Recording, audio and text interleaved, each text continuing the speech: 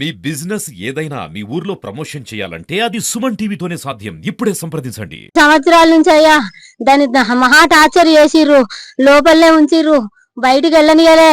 ఆడి ఇంటికి వచ్చి తీసుకురాకపోవు. మేము అడిగితే ఒక్క కొడుకు ఆకలిళ్ళ ఇంటికి తోలరని అన్నారు.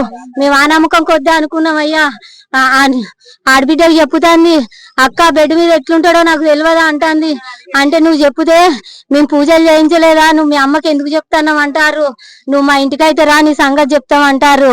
వాడు అంటాడు కదయ్యా, నీకు ఇష్టం ఉంటే రా, లేకపోతే లేదు అని అంటారు. నువ్వు వచ్చినాక నీ సంగతి చెప్తాను అత్త అంటాంది ఆ శశి. అయ్యా నా బిడ్డ అంటే ఆర్చర్ చేసిరు, మహాఘోరంగా. బండి పెట్టు అన్నారు, 1,50,000 బండికి ఇవన్నారు అయ్యా. జాబ్ చేయవని దాన్ని మహా టార్చర్ పెట్టిరయ్యా.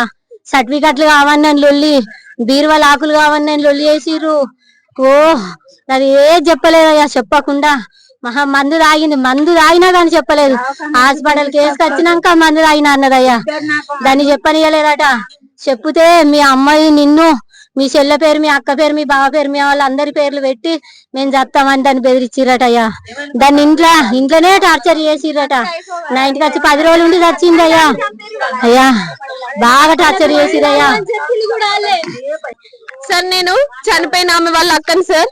మేము 2022లో మద్దికుంట 2023లో మద్దికుంట రామచంద్రం శశికళ వాళ్ళకి కుమారుడైన మద్దికుంట ప్రశాంత్కి ఇచ్చి వివాహం చేసినాం సార్. వాళ్ళకి 2 బిడ్డలు. పెద్ద బిడ్డ పేరు రేవతి అలియాస్ దివ్య, చిన్నామ పేరు దివ్యవాణి. పెద్దామె ధర్మారంకి ఇచ్చిరు సార్, చిన్నామెని ముత్యంపేటకి ఇచ్చిరు సార్. వీళ్ళందరికీ తెలిసే నా చెల్లెను వాడొక చెక్కగాడని తెలిసి చేసిరు సార్ ఫ్యామిలీ. కానీ మాకు తెలియదు ఎంతమంది అయినా మంచోళ్ళు అన్నారు సార్.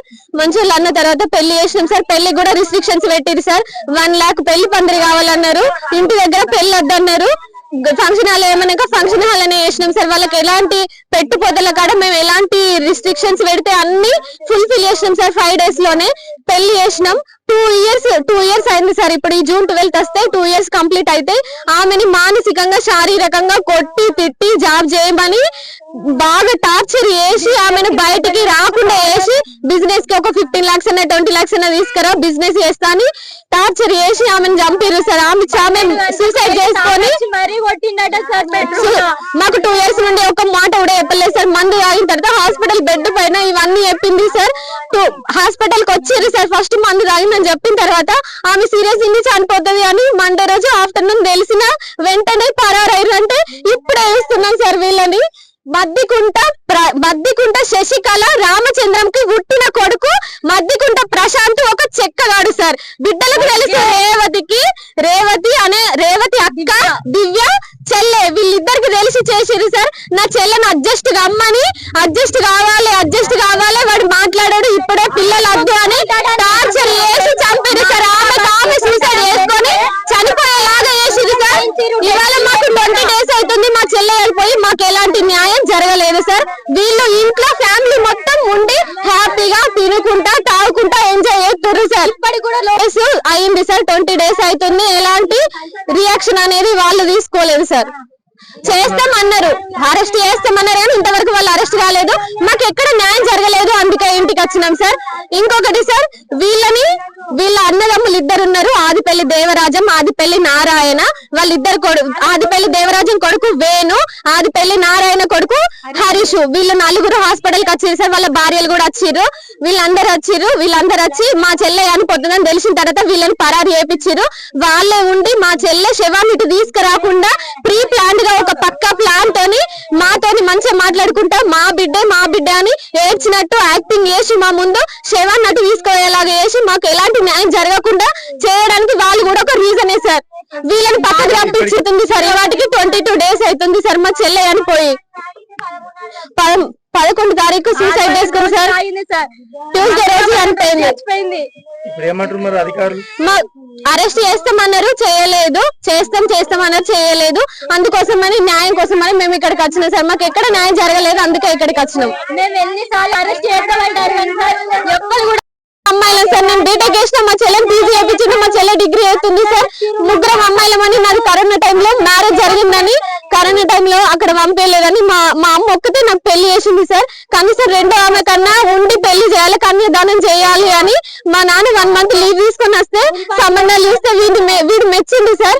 5 days లో వీనికి నచ్చినట్టు వీళ్ళకి ఎట్లా కావాలంటే అట్లా వేసి ఇచ్చినాం సార్. పెళ్లి చేసి తెల్లవారి మా చెల్లెని ఇక్కడ కూడా పడగొట్టలేదు, మధ్యలోనే కరీంనగర్ లో పడగొట్టి వీళ్ళు ఇటు వచ్చేసిర్రు. మా చెల్లె భర్త మా నాన్న ఫారెన్ వెళ్ళిపోయాడు సార్, ఎయిర్పోర్ట్ కి వెళ్ళి. మళ్ళీ చనిపోయిన తర్వాత కనీసం ఒక్క మాట కూడా నోచుకోలేదు సార్.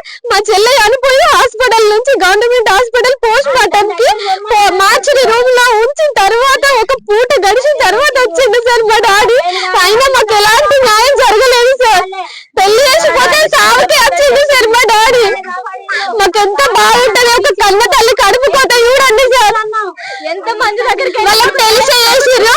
మద్దికుంట శశికళ, మద్దికుంట రామచంద్ర, తాళ్ళపల్లి రేవతి వాళ్ళ చెల్లి దివ్యకి తెలిసే, నలుగురికి తెలిసే వాళ్ళ తమ్మునికి పెళ్లి చేయాలని చేసిరు సార్. ఒక చెక్కగాడని తెలిసి చేసి మా చెల్లె పిల్లలు కావాలి అని అంటే పిల్లలొద్దు, నువ్వు జాబ్ చేయాలి, మాకు బిజినెస్ కి డబ్బులు కావాలి అని ఆమెను తిండి పెట్టక టార్చర్ చేసి కొట్టి తిట్టి మానసికంగా హింసించి ఆమె సూసైడ్ చేసుకొని చనిపోయేలాగా తయారు చేసి ఆమెను అట్లా వేసిరు సార్. హాస్పిటల్ టెస్ట్లు వేయించుకోమంటే వచ్చింది సార్. ఫస్ట్ కరీంనగర్ కి సగం టెస్ట్లు వేయించుకున్నాడు సార్. ఇంకొక టెస్ట్ మెయిన్ స్పెషలిస్ట్ కి రాస్తే అది చేయించుకుందాం రా అంటే రాకుండా నేను సిరిసిల్లలో చేయించుకుంటా అని అక్కడ నుండి వెంటనే వచ్చేసిండు సార్. అప్పుడు మా చెల్లెని నువ్వు ఈ విషయాలు చెప్తే మేము ఇంటిల్లి బాధి నీ పేరు చెప్పి మందు దాగి చచ్చిపోతామని భయపెట్టి ఆమెని నోట్ల నుంచి మాట బయటికి రాకుండా వేసి ఇట్లా తయారు చేసి ఇట్లా చంపేసిరు సార్. ఇప్పటి కూడా మాకు ఎలాంటి న్యాయం జరగలేదు సార్. చనిపోయిన అమ్మాయి వాళ్ళ అక్కను మాకు 20 days నుంచి కేసు పెట్టినా ఎలాంటి న్యాయం జరగలేదని మేము వీళ్ళ దగ్గరికి వస్తే ఇక్కడ సిరిసిల్ల పోలీసులు రివర్స్ మా ఆయనను అరెస్ట్ చేసిర్రు. మా ఆయన మ్యాన్ హ్యాండ్లింగ్ చేయలేదు, ఒక మాట కూడా అనలేదు.